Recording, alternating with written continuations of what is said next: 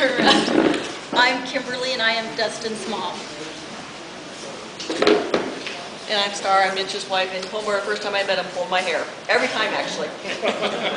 He was a great guy.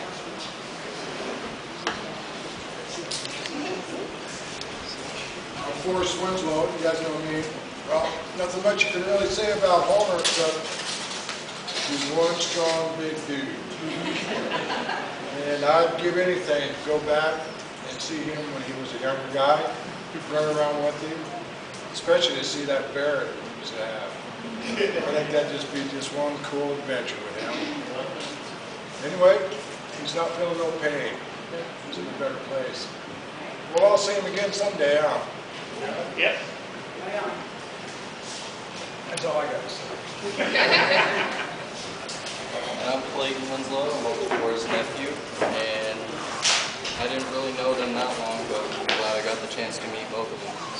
And this is my daughter, Haven. Hi, I'm Caitlin. I'm Clayton's wife.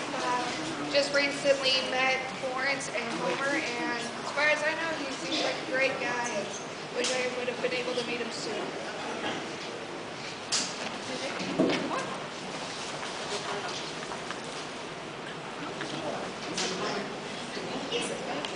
He's too shy. Forrest is my brother. There. I'll say, I'll interrupt here just for a second.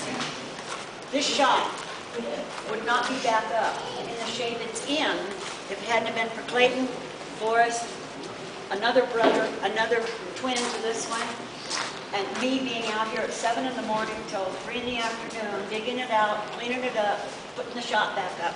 These guys went above and beyond helping me. Because Homer he was burned. He was not able to help with any of this shop.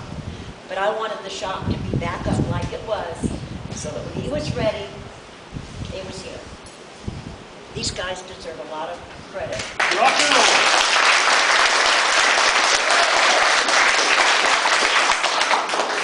You would not have had the dinner you had today. I went out and bought it all and had it all ready. I bit off more than I could chew. If I hadn't had the two cousin ladies, my two girlfriends, and the two men running and doing, these ladies went above and beyond the call of duty. They stood at that counter of a consulate center, pulling the pork and the meat, making the coleslaw, and doing this. You need to thank those ladies.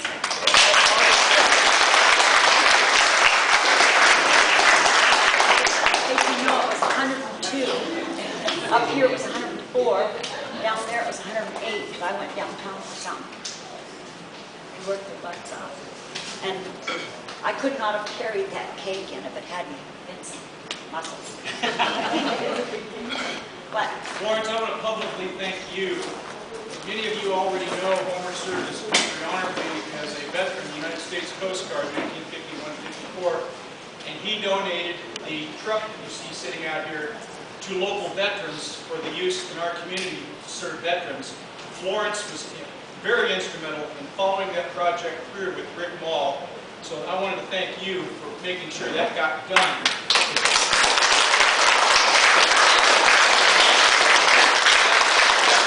Served in not only parades, but in funeral services in honor of Homer. So thank you, Florence. the little photo that shows the beginning and the end shows how the truck was used.